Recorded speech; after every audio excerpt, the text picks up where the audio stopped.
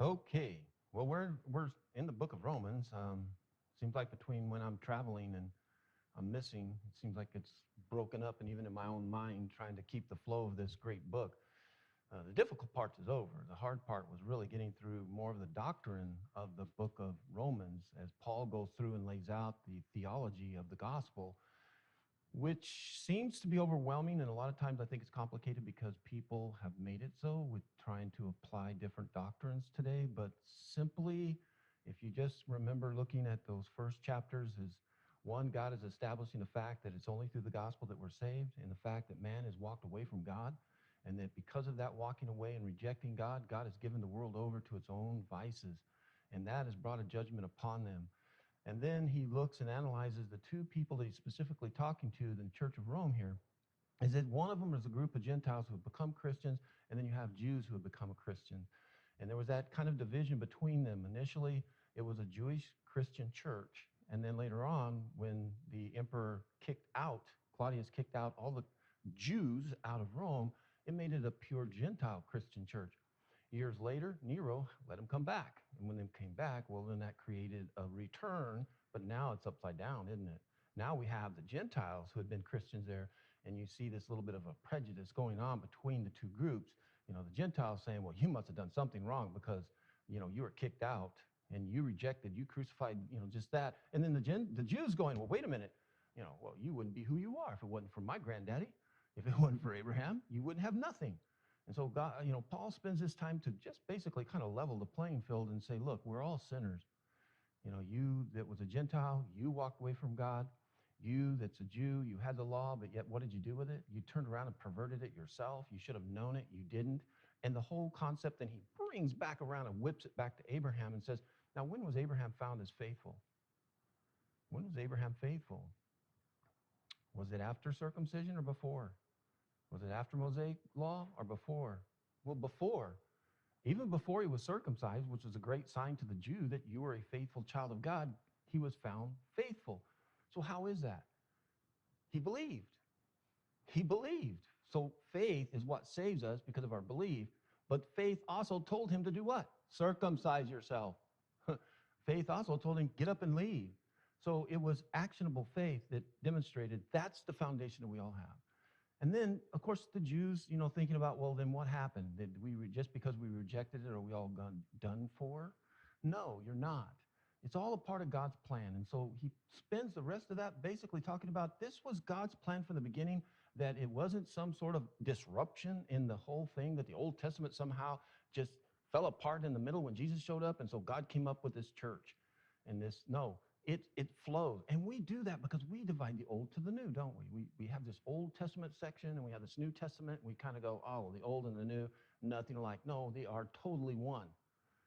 They're one because it's a continual fulfillment from the Garden of Eden all the way through the law and the prophets. And we're going to bring that up tonight. It actually will be a section that we're going to be dealing with and looking at.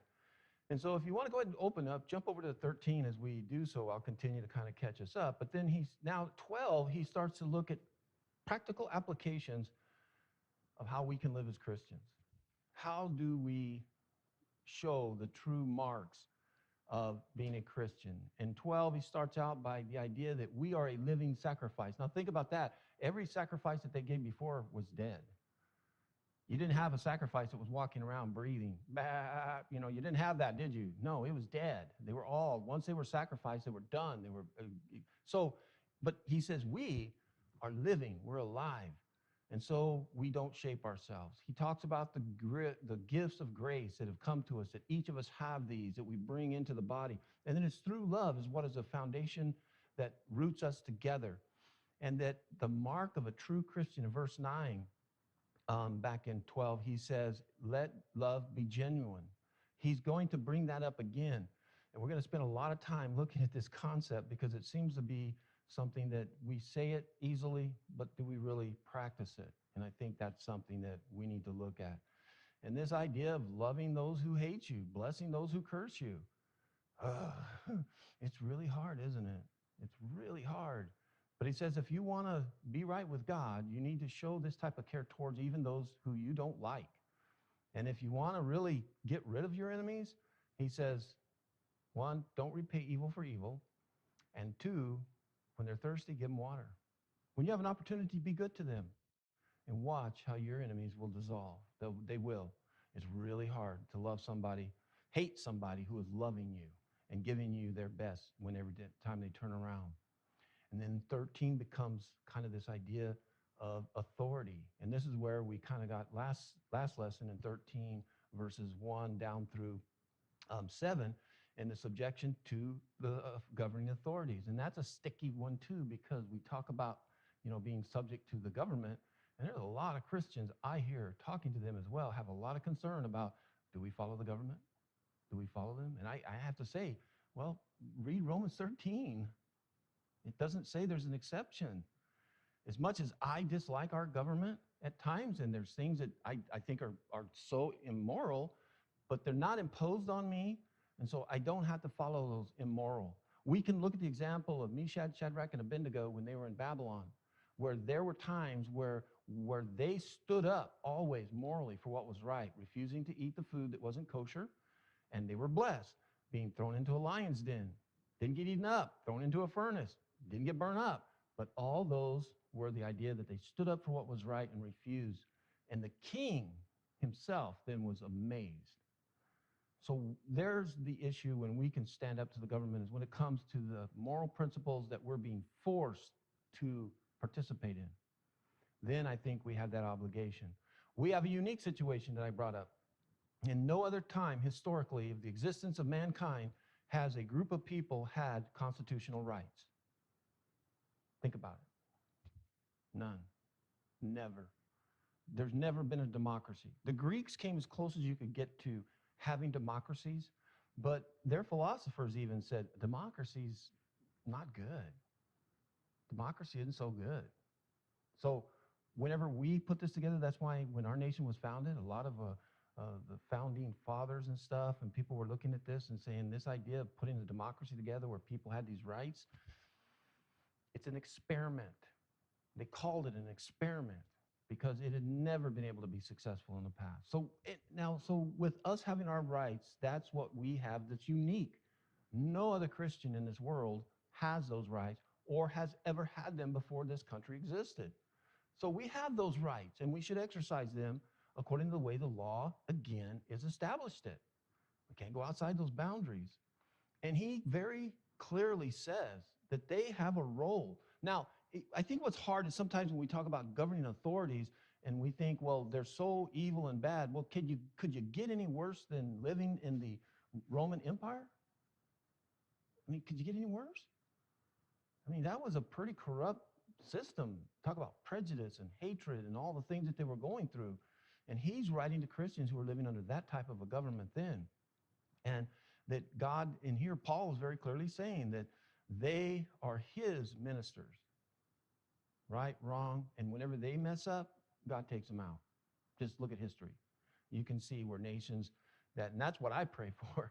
I pray that our nation will turn to God, at least morally, put our moral values back on that foundation, because otherwise we will become debased, and then God will come in. And when our government isn't enforcing those moral justices that God says are right, and we have things that are upside down and the government is doing that, that's when God's going to step in and say, the governing authorities that I have put in place that should be ministering to people, no. And I think that's when our nation, when we lose that capability, we're in trouble.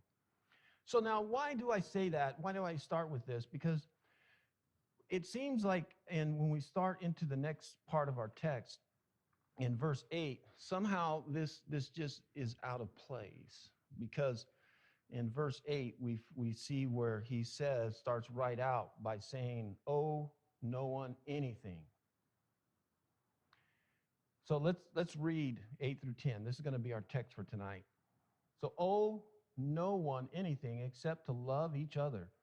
For the one who loves one another has fulfilled the law.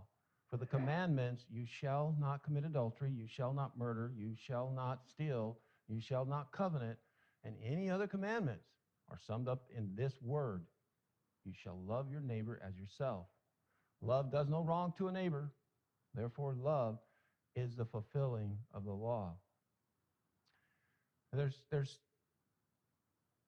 I want to start with that very first opening line there, because I don't know if your Bible has it or not, but mine has it divided up by sort of titles, subjects, major subject titles for that text area. And it does a little bit of injustice to the context of what he is saying, because mine starts out and it says submission to authorities, and then all of a sudden it divides it right at between 7 and 8, and it says fulfilling the law through love. And if you start it like that, like it's a whole new chapter or something, or a whole new thought, then that owe no one anything really hangs there. And how do you put that into context? Because now he goes, if you look at this, owe no one anything except to love one another, for the one who loves, and then we're in love. So what is owing no one anything? Owe no one anything. It's because it doesn't just sit on its own.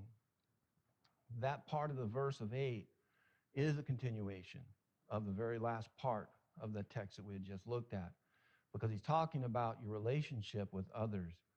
And then he says, verse 6, if you jump back, he said, for because this you also pay taxes, for the authority are ministers of God in attending to this very thing. Pay all what is owed them, pay taxes to whom taxes are owed, revenue to whom revenue is owed, respect to whom respect is owed, honor to whom honor is owed. Owe no one anything. That's really the way that should go. So this is why I titled this lesson that it's fulfilling the law and love. So the law was talking about just before our relationship with the government, how we are to submit ourselves and respect the government and understand their role. And then you give what's due to that individual. If it's respect, love, honor, whatever that position is. And if it means that you're going to have a process in which you have to pay taxes, or you have to do a certain obligatory type of service according to the government, that's what you do. Because I've actually heard some suggest that means we can't borrow money. Owe no one anything. If that's true, then I don't think you could ever buy a house, right? And I don't think that's sinful. You could never, well, maybe not. You'll never get a new car unless you're, Elon Musk or somebody that's got a lot of money. So you're going to have to borrow. So it has to be more than that. And when you look at that owing, it's an indebtedness. But it goes back to the previous verse when he's talking about you give what is due to those people. If you owe somebody something, meet that obligation. That's what you do. You don't have an outstanding debt that you now ignored. If you owe, then that's what you do. You fulfill that obligation. I like, and not always I can say this, but I think that in the NIV actually does a little better understanding. Let me read it there. In the NIV, verse 8, it says, let no debt remain outstanding. In other words, you can't get away with not paying your mortgage. You can't sit there and say, well, I owe to this company, but I'm not going to pay them. No. So I think that this is one time I think it does help us to understand when the NIV says, let no debt remain outstanding, is what is important there. So now how does it then flow? Because he's really tying in the idea of law and love. And he's really brought that out before when he says this. And so there's three things that we're going to look at about what he is bringing up about loving others. And loving others, one of the first things is it's a never-ending obligation. Now, the other ones are punctual. If you owe taxes, pay taxes. If you owe this debt, then you pay that off, and then you may have another debt and all that. And he goes, you got all those, but there's one thing you owe everybody. You will never be out of debt with this, and that's to love them. Now, again, let's clarify, this is not the love that makes me feel good. That every time I see you, I got this warm fuzzy. Every time I see you, my heart pity patters. No, it's a love that I want the best for you. And so that's what he's saying. That's what I owe everybody. And that's another question we're going to get to when we talk about that is, who's everybody? And so it is a principle that even Jesus taught in Matthew 7:12. He says, so whatever you wish that others would do to you, do also to them, for this is the law and the prophets. Now think about that hanging last part there. This is the law and the prophets. And if a Jew or let's say a Pharisee who is so legalistic would say, whoa, you're overlooking a whole lot of stuff that's in the law about sacrifice, feast days, cleanliness, the dietary restrictions, and he could go on and on and on and on. And then the prophets, oh boy, we could go through all the prophets. And what does he say? What hangs everything? Do to others that you would want done. What you would like to happen to you, do it to them. I've tried so hard to get my kids to see that. When they get upset, try it on your kids. It's so challenging. When they get angry and they're gonna, well, I want to just go over there and whoop them or do this and that. I go, well, now think about that. Is that what you would want done to you? But let's reverse that. Everything that you're thinking about that person, think about that being applied to you. Apply it backwards first, in other words. Think about it first, your direction. Would I want those things said about me? Would I want somebody to do that to me? No. Well, then don't do it. That's what that principle's saying. If you don't want it done to you, don't do it to others. If it's something that you would like done for you, then do it for others. And that's what's crazy, is that's such a basic, simple idea. And he says, the whole law and the prophets hang on that. Man, in other words, if you can get that down, you never have to worry about the law. Think about that. You don't have to worry about any of it. We're going to develop that a little bit more, because I can see a Pharisee sitting there going, now, wait a minute, Rod, you're missing a whole lot of stuff here. You're missing the Pharisee, the dietary, this and that, and the feast days. And no, I'll explain as we go on here. And I think that when we also think about this is then we look at, who do we owe this to? Who should I do this to? Now, the Jew automatically knew. You ask him, he'd say, the Jews, the Hebrews. Those are the only ones that I owe it to. And in a lot of ways, under Mosaic law, they're basically right.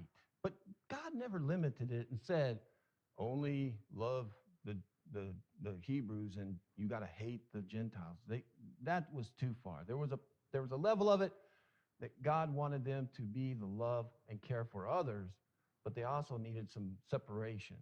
But they had got it to the point where really the only people they cared about, wanted anything to do with, was a Hebrew.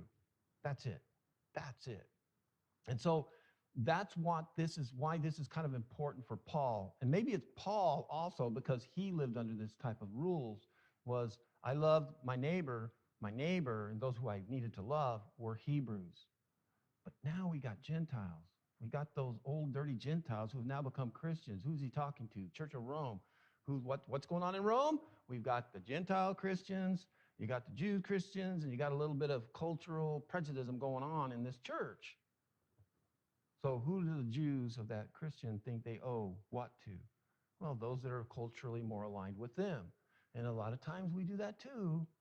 We think we owe more to specific subgroups of people than we do others. And that is exactly what Jesus handled in Luke chapter 10, verse 25. If you'll recall, there was a lawyer who approached him and questioned him. And behold, a lawyer stood and he put him to the test, saying, "Teacher, what shall I do to inherit eternal life?" What did Jesus say? Do the law. Actually, I'm going to jump over there, because I think that is important. When we look at the process of this man's thinking, it helps us as well. And he says,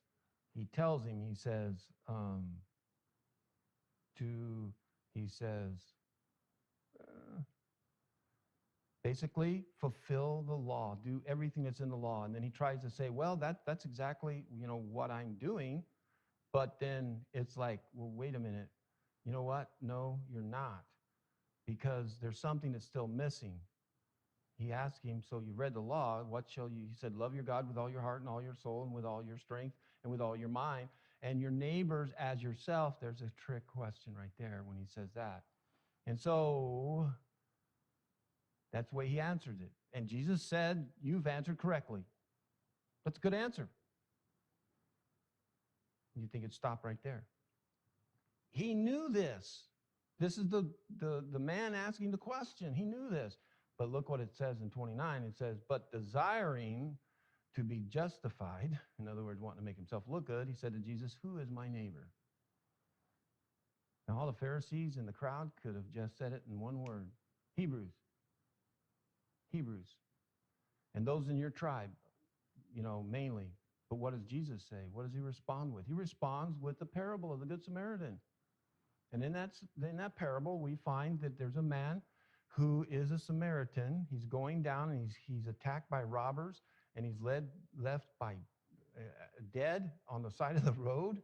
And we have a priest, a Levite, come by. No, he's Jewish. I'm sorry. But a Samaritan comes along, and he finds this Jewish man laying there. Now, remember, the Jews hated each other. The Jews and Samaritans, they did not get along. And here is, in other words, this Jew that has been ignored by some of the most religious people that should have been his neighbors, and they ignored him. And then the Samaritan comes along, picks him up, takes him to a place where he can receive first aid. Not only that, but then foots the bill, tells the guy, if there's anything left, I'll come back and I'll pay it. And this is where he asked that important question. After all of that, he asked him, he said, so who is his neighbor in this? And he said, the one who showed mercy. And Jesus said to him, go and do likewise. So he took it out of just Hebrew. He took it to a whole new level that applies to us today. So it was that principle as well. The second one is, it's an all-encompassing principle of the law. In other words, it is a part of it. You cannot separate the two when it comes through there. And that's what Paul says in Colossians 3:14, when he's talking to Christians about making sure that they are loving one another, forgiving one another, and all this. And then he ties it. Look how he binds this. He says in 3:14, he says, and above all these, put on love. Because what does love do? He says, love binds together in perfect harmony. It's almost the glue in there of all of our motives. And that's exactly what Paul said in where? 1 Corinthians 13. All the things that we do, if we don't have love, it's absolutely worthless. It has nothing to do with it. Jesus again, and this is a fascinating one to me, is over in John 13, starting 34 and 35, when he talks to his disciples, and he says to them, a new command I give to you, that you love one another, just as I've loved you, you also are to love one another. By this, all people will know that you are my disciples if you have love for one another. Is this a new command? No. But he says it's a new command. I mean, they were commanded to take care of. When he had that conversation earlier with that man, he said, love your God with all your heart and all your mind, and love your neighbor as yourself, right? As God. You love. So it's not. So there's something about what he is saying here to his disciples that's taking it to the next level, which he did that in the parable by saying it's more than just loving your local Hebrew family. This is something that God wants for all people. Now, this commandment is an intensification of something really that was not the same. It's more now outside the bound of the Mosaic law, and it's a principle that is for all of mankind. And then it's going to be powerful because he says, when you're loving one another, people are going to be able to look at you and know this. That's going to make you unique. And again, it's not about the friendship type of love. It's about what they were doing for one another. And that was a very powerful example to those Romans who weren't Christians during that time, when Christians were taking care of one another the way they were doing. So that is a powerful example of how the commandment and the law being bound together in love. And love is the desire to want the best for other people. The other aspect in here is this is an idea of what Paul is saying in Romans, is that this is an ever benevolent task. It's an ever giving. It does not stop. Like your other obligations may change. You may pay a debt, reoccur. This is one you will always have, and you will always need to continue. And that's where I want to jump over to 1 John, because John talks about it very thoroughly in John chapter 4, and 13. And this is really, I think, what Paul is expressing. He says, by this we know that we abide in him and he in us, because he has given us his Spirit. And we have seen and testified that the Father has sent the Son to be the Savior of the world. Whoever confesses that Jesus is the Son of God, God abides in him and he in him. We have come to know and we believe the love that God has for us. God is love. And whoever abides in love abides in God, and God abides in him. So going back to the first part of this, it seems like, kind of a logical gymnastics, but he's tying all this to the idea that we have this relationship. We have seen and testified, and he talks about our belief, and we confess, and so that puts God in us. But there's a condition here too, because he ties it to God is love, so who abides in God is in love. They're inseparable. And that is by this, he says, love is perfected with us, that we may have confidence for the day of judgment, because he is also we are in this world. There is no fear in love, but perfect love casts out fear. For fear has to do with punishment, and whoever fears has not been perfected in love. We love because, why? He first loved us. And if anyone says, I love God, and hates his brother, he's a liar. For he who does not love his brother whom he has seen cannot love God whom he has not seen. And this commandment we have from him: whoever loves God must also love his brother. And I think that really helps to bring together this idea of our idea of our love fulfillingness. And coming back to the end of this section here, I want us to just keep it simple for this, is understanding that the flow of this is about the law, our obligations, but about love. And how that if we are fulfilling love for one another, we are doing everything that is positive for that individual. Now, let's come back to that very simple statement I keep saying all the time. Sin is selfish. Everything that you do when you commit a sin, somebody's a victim, and you are the perpetrator. You have done something against somebody else.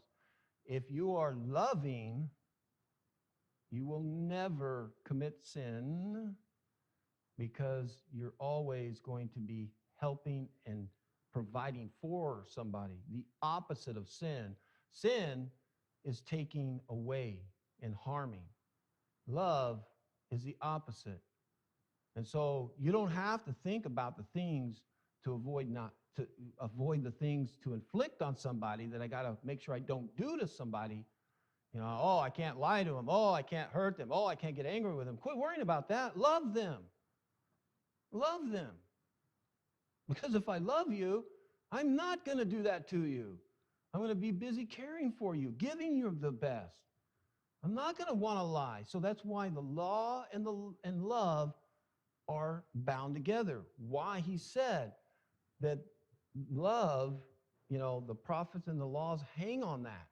Because if you focus so much on others, the selfish, which is going to end up producing sin, won't be there. Now, that's a perfect scenario. We know that we don't. We struggle with this. But we have next week, we're going to go into 14. We're going to finish up, this chapter and go on, because he continues to give some very pointed lessons. So if there's somebody here with us this evening that we can help you in your relationship with your Lord and Savior, if you're online and there's some questions you have about how to have a relationship with him, I hope that you would get a hold of us through dropping in a comment or sending us an email. If you're with us this evening, you need the prayers of the church or something, please let us know while we sing this invitation song.